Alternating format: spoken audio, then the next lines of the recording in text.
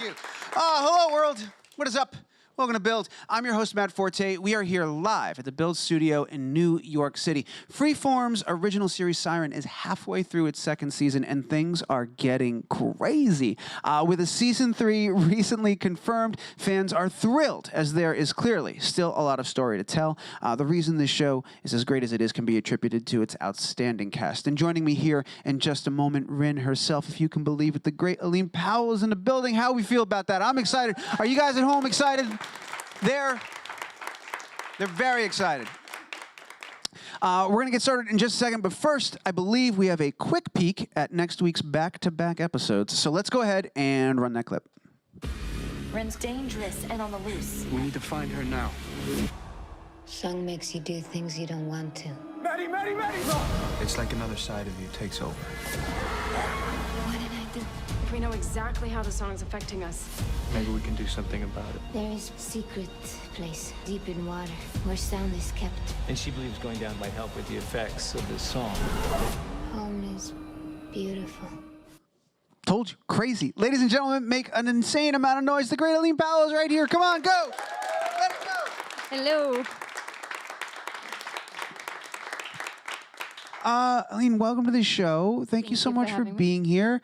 And congratulations, not just on this show being fantastic, but of course recently confirmed season 3. It was about a month ago. Yes. How much fun is that to know? That's wonderful. I was over the moon. Super fun. Yeah. Get to play with my friends again.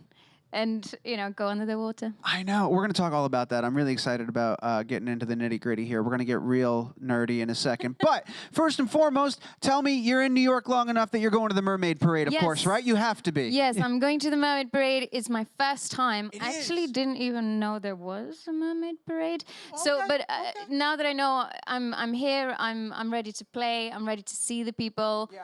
Dress up, see what their interpretation is of it's Mermaid. So much fun. Have you ever been? I've been, I'm not going this year, but I've been before, and the floats and costumes, and there's so much like positive vibes and food. I mean, it's just like the best way to spend a day. Lots of glitter I've seen. Tons of glitter. Yeah. Okay. You're going to have that and sand to contend with for a while. Okay. Yeah. Yes. But it's good. It's good. It's good. And we've got a float. Siren's coming. Of course. Yeah, with a whole float, and so I think it's going to be a good party. Oh, you guys are going to be partying. It's going to be beautiful. Have you guys finished filming season 2? Yes, we have. We finished end of March. Okay. And we're going back out there in July. Is anyone from the show joining you on the float, or are you going to be the ambassador? It's just me. Just you. But actually, no. I have my my other half, my fiance. Perfect. That's all you need. Turn on the there float. You go. Yes. That's perfect. So I won't be alone. Well, very exciting. I look forward to the copious amounts of Instagram posts that I'm sure will follow. Yes, I'm not the best at that, but I'm learning to be better at sharing instantaneously. You do a pretty good job. I was looking. It's not bad. I try. I try. Comparatively, but I'm still a bit of a dinosaur in that. So, you know, something happens really great. And I'm like, the phone. And I just don't know how people have the phone on them when good things happen. I am the worst at it. You know what I end up doing? I end up going to do it and I go, nobody gives a crap. Nobody wants to see this. And then I don't post it and then I just stop. There's a whole psychology that goes behind it. It's a whole thing. Yeah. It's a learning curve, but I'm getting better every year. Well, you're learning a lot right now at once. Like a good wine. Yeah. Talk to me about what's going. Season 2, as I said, things are crazy right now. It's a lot of Rin sort of finding her balance between being human, being mermaid. When you found out what was happening in season 2, I'm sure you were very excited about this season, right? Yes. Yeah. I mean, I loved season 1, and I always will, because it's Rin at her most purest and it's introducing the world. But season 2 has been phenomenal. Every week that we got the scripts through and the new storylines, it's been so exciting. Of course, because of all these new mermaids coming on land in the first half. That was awesome. I had like my whole family to play with. And then the second half is insane. Like we go and see some things, which is in the trailer, so I'm not... Yeah, no, you're not spoiling anything. I'm not spoiling anything. We also really find out much more about the song. Like, there's like a really good balance between like the lighter side of, you know, the humor that comes out of seeing human world as new. Yeah. And then also the darker side of like, when humans see opportunity, when humans see you as a threat, when humans see you as an experiment, and then the hybrids. Well, that's it. And all of that stuff is exactly, we were just briefly discussing backstage how, like, my household, my wife and I, we were a Little Mermaid household. We saw, oh, there's a show about mermaids coming. And it's like, this is not that universe, but that's what's so great about this show is all those things that you get to explore through that lens, through the lens of this mythological creature that has forever been something that people have been fascinated with. And now here it is kind of in a way as grounded as it can be in science and reality, which is fascinating. Completely. Yeah. I mean, there's a lot of interesting elements, like you just said. I mean, for a young adult audience show, we're actually, it's in a small Fisher town. The backdrop is 2019, climate change. I mean, there's a lot of, it's almost a stark reality, right? It's not very glamorous, but my God, the characters, my God, the storylines, the world. And again, we're not glamorizing mermaids in any way. If anything, like you said, it looks a little bit, what if there was another human species out there that we didn't know about, underwater, highly intelligent, but nonetheless apex predator, top of the food chain. Yeah. Like, what would that be like? And when they finally meet, so it's a really different take on what we perhaps, like you said, expect from mermaids, but a good one, because myths are there to be expanded upon and added to, and exactly, and used to explore those questions of, like, what does humanity do when it sees a threat or an opportunity in another being and stuff like that. One of the things that makes the show fun, though, is watching you figure out the human world for the first time. And so I want to go back a little bit. I want to start at the beginning as much as it makes sense. When you were auditioning for this show, did they explain the full depth of what you were getting into? Did you know what you were auditioning for fully? Use of depth. Yes. Thank you. It's gonna be a lot of those. Like all the puns. It was just an audition like any other, and a tape, and the character description was otherworldly, sometimes perhaps feral, predatory, visceral. And I was like, hold my bit. No, I'm kidding. No, I'm kidding. I didn't do that. Is that your wheelhouse? Is that like, when you see something like that, you're like, I know exactly how to play that? I'm kind of a bit weird, But anyway, so it was just something that I found very exciting because, it's a blank canvas, right? This kind of interpretation of mermaids is very new, so I couldn't do anything that's definitely wrong. That's definitely not what they're like. There's no books. It's just sort of you bring your passion and your creativity to it.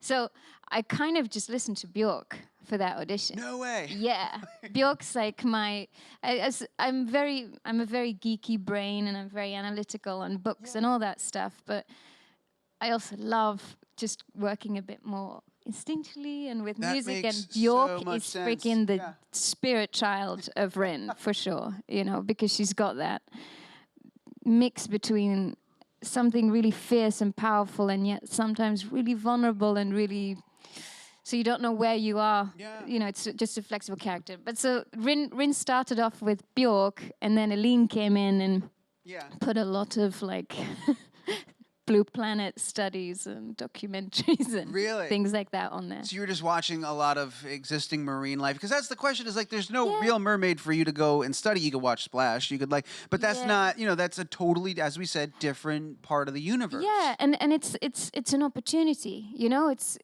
you want to give people something they haven't seen before. Yeah, you want to make it your own. I want you want to take people away into something, like you said, they haven't seen before. And I think in this case, predator with emotions, or something that you might see as different to you and slowly creeps in your heart a bit more than you thought it would. Or, that's, I could go into the details. And maybe we will. We'll see. But I love even just like the little things. Of course, the big moments like the laughing earlier this season was phenomenal. Or even little stuff like, I think it was last night's episode, the JellO. The JellO. Like squeezing, like discovering JellO for the first time. It's wonderful. I thoroughly recommend going around and like going in your life about like Rin, which is to just really eliminate any prior knowledge, which is sometimes hard to do. It's very hard to do. So you can just start with just observing and then let your mind kind of go there. But exactly the smallest things that we, etiquette of like proximity, which is a big thing with Rin, which, in season 1 is much worse than in season 2. But, that all comes from, as a top of the food chain kind of confidence person, she can absolutely breach your circle of personal space because she could take you out. But the reverse is not so easy. Like, you're not allowed to enter. How long did it take for you to kind of reset all of those things, like all of those social norms and whatever, and say, all right, I've got to... How do you become Rin in that way and stop yourself? I go back to my childhood a little bit, I go back to not taking anything for granted. When you're in that place where you're like, fairies could be real, or... I held on to Santa Claus for a very long time as a child. I heard him, or, that kind of sense of wonder. Or even, I don't know, when you're...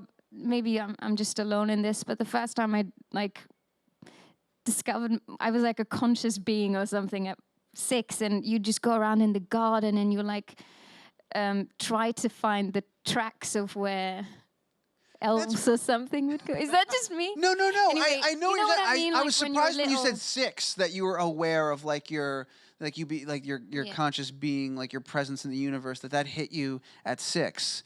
That's a huge wave to come crashing down at an early age. I just meant like the sense of wonderment, the sense of what if, and it's the same. So in real life, in terms of the amount of gadgets we have and why and how we use those, or the way like language is huge for us. We explain everything through language, and you only have to look at your own pet to know how much animals know everything about you by the smallest facial expressions, body movement, everything. We don't even know how much we're saying through this. And so what if you took language away? How much could you tell by just those things? And imagine a creature that, yes, she could learn the language, but a lot of it is done by observing. Just watching. Yeah. How much of your job is you just sitting in front of a mirror being weird at this point? Figuring that out, just 99%. quietly staring and like looking for all those little moments. Well, the really great actors, they're like, never look in the mirror when you act. But for this, it's a physical thing, right? So you kind of do want to, transfer and see if it actually reads some things that you're doing. So with our mums, everything starts from what is your life like underwater. So your posture is entirely determined by how you swim. So the shoulders are back, the head's a bit forward because you want to form aquadynamic thing. You want to, it's all there. And then, of course, the, defense stance. Like, are you ready to go if someone comes near you? Or, just because a big shark is perhaps not the enemy, it doesn't mean they can still attack you. So anyway, my point is just on land, you're still ready to go at any point. And maybe there's a swagger, and then on land, the weightlessness is different. There's the gravity, things are pushing you down. In the sea, things are moving. Here, it's still. Everything's just like a solid block of information, unless something, like a car moves. I think that what you're describing, that attention to detail, that level of thought put into the physicality of the character is part of why there's such an active fan base and why people really love the show and why you got a season 3 coming. It's because you can see the amount of attention to detail, the work that you guys are putting into the show. Yeah, it's and pretty incredible. All of us, like we talk about it, we live and breathe it. I mean, I like you said, I Bjork on the headphones, and then the mirror, and then sometimes you have to kind of leave the analysis side out of it and go with your instincts a little bit. But all of us are like that. Helen and Ian and Xander and stuff. Where everyone tries to, and also our new moms. Our new moms. They're such wonderful people. They all put their tiny little passions into creating individual merms, and I say merms because there's mermen and mermaids, and I'll feel bad for the men when we say mermaids. But so merms, and they put their individual stuff on there. I get. We were really trying to figure out the term. We were saying merfolk, persons of mer was something somebody said Merms. downstairs. Merms is the official term. I don't know why. That's Oh, what well, you're on the we show. have a WhatsApp If you group say it, called that's it. Merms. It's do you really? Yeah, yeah. Merms it is. Yeah, That's Merms. it. It's decided. It's cool and it includes everyone. What was your level of comfort prior to getting this gig of being in the water? Because you're in it a lot now. Like you're Yeah, constantly yeah. training. I saw. I don't know what it was, but I saw you got recently a free diving accreditation or something. Yeah. Like you got certified, right? Yes, Is that what? yes, this week. That just I came happened. from there. Congratulations. Yeah, hence my 10. SPF 50, don't worry. Got it. Okay, good. Yeah, you got to take care of that. But yeah. But that's you're spending a lot of time. You're doing a lot of that. It was very scary to me. What was your level of comfort prior to joining this world? I was always quite comfortable. You were good? But Yeah. like, you know, I had my scuba paddy and all that stuff. Totally. But I definitely, you know, expanded my love for it through Siren because we got trained in free diving, which if you ever try is this meditative, because you have to calm your mind so that your heart rate lowers, so you use less oxygen so you can go deep. Anyway, so That's fascinating. but it's fascinating. Yeah. Anyway, so it grew, I would say. And now I've fallen in love with it like as Eline, you know, like I want to go do holidays where I learn about it and improve my skill. Also because I want to keep doing cool scenes Right. for the show, for the fans, for myself, you know, and the better I can improve my technique, the longer we can do shots and takes. And Has there ever been a moment or like a shoot that was like scary? Has it ever felt dangerous, or you've always felt in control? I've always felt in control. Yeah. I don't think you can do the water. If you feel nervous, you can't not do gonna work. water stuff. No. It's also why it's the biggest, you know, wonderful experience. Like you can't not be right there.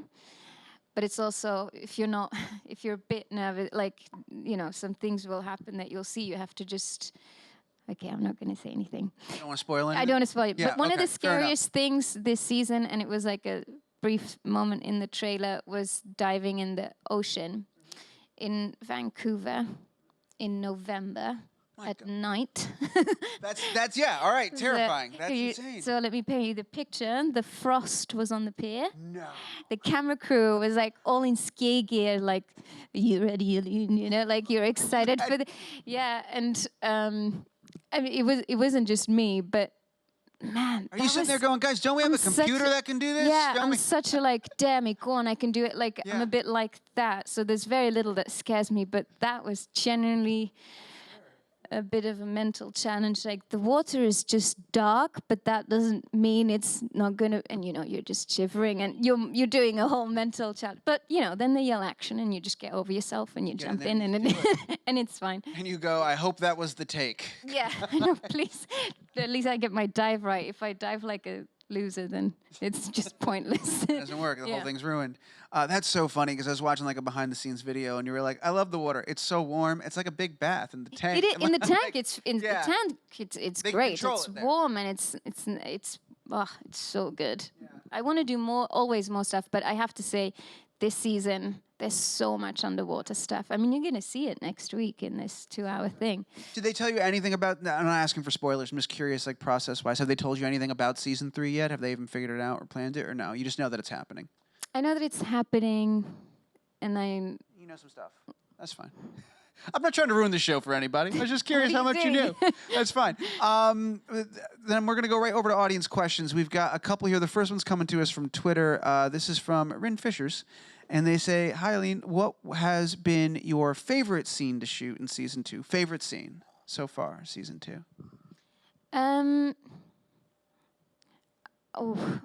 This is so hard. I've got to say this is so hard. I loved is a hard word, but the underwater sequence in the finale, mid-season finale, episode 8, that was kind of really special because all the mums were in the water at the same time. So we had to do a training for that sequence where they, work together. And Fola, which, because Maddie, who plays Maddie isn't often in the water, but she was there as well. And, because they're doing their thing. And it was just it just felt really nice and symbolic, you know. We were all there That's crazy. doing that thing, and for those reasons, I'd say that. But you know, anytime, anytime Rin and Maddie or Rin and Ben get a bit closer, and of course that love scene, that was quite a big deal because I was very nervous about that, and I think it was done so well and so respectfully, and like we were trying so hard to show the love, you know, nothing but that, like the love, and so that was special too. That we you know, we got there from this long journey from season 1. So yeah, I'd say I'm such a lovey-dovey God, sorry, but yeah, I had a lot of fun in those two moments. Are you really excited, again, without spoiling, are you really excited with where Rin's going in season 3? Have they told you the direction for Rin and what you're going to get to do and what? Not a whole direction yet, but I, you know, like with season 2, I was like, oh, I think we have to explore humor and as in not humor in the show. I mean, like, what is humor? Like, what is that? How do you define that? How do you express that? Like, what is laughter? All that stuff. But I don't know the journey. That's up to the genius of Eric Wald, who writes our show, and he's like amazing. But I think what's interesting is just Rin's emotional range is expanding, you know, especially in season 1, things are very straightforward and black and white.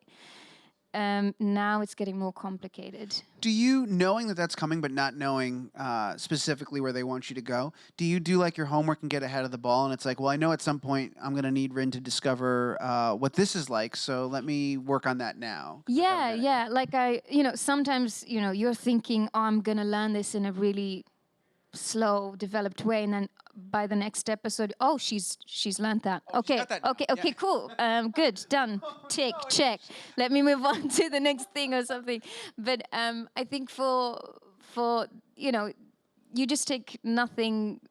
You expect that she still has to learn a lot. So you know, one of the big things is her language.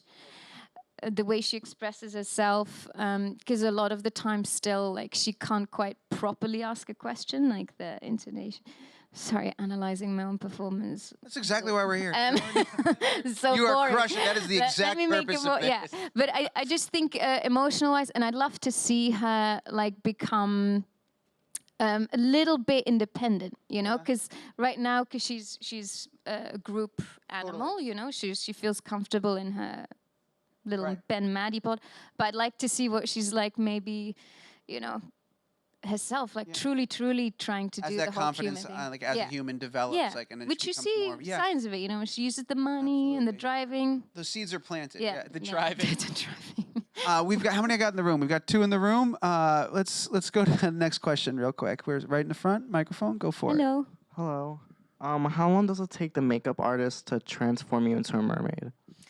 Oh, great question. In the pilot, it was quite a lengthy process. I had to do like 7 hours, and we put on the tail, and it looked amazing, but it was so taxing, like doing that setup and then a full day shoot in the water. And so for the actual, like the rest of season 1 and season 2, it was sort of simplified, and we just have dots, and the CGI guys do everything, but we do wear a monofin. So nowadays it takes like 15 minutes. Really? Yeah. 7 hours into 15 minutes. Yeah. What'd you do for the that's 7 an hours? efficient process. Sorry? What'd you do for the 7 hours while you had to sit there while they were doing all that? How'd you keep yourself from going absolutely insane? Listen to Björk. Yeah? I was a proper weirdo by the time we were done. I was like, no, I'm kidding. No, I just listened to music and chat. You know, you try to occupy your mind a little bit. Yeah. Mentally get out of there. Yeah. Got one more? Fantastic. One more microphone. Go for it. Ooh. Hi, I'm a fan of yours. I was wondering, how long does the process take for the action scenes in both land and water? The action scenes, it depends on the difficulty of the stunt, but we're quite swift with that. A big issue is safety. You know, like if it involves a car or something like that, the things can take quite a while because you have to set off a road and do all that stuff. But if it's fighting, you know, we get the job done quick. stunt double? We have stunt doubles. Obviously, we're all a little bit, you know, actors like, I can do my own stunts. But we have a fantastic stunt crew and a stunt coordinator, Ed. I love you so much. And they, you know, step in when it gets too hard. But for instance, you know, when it's always about me, I'm so sorry.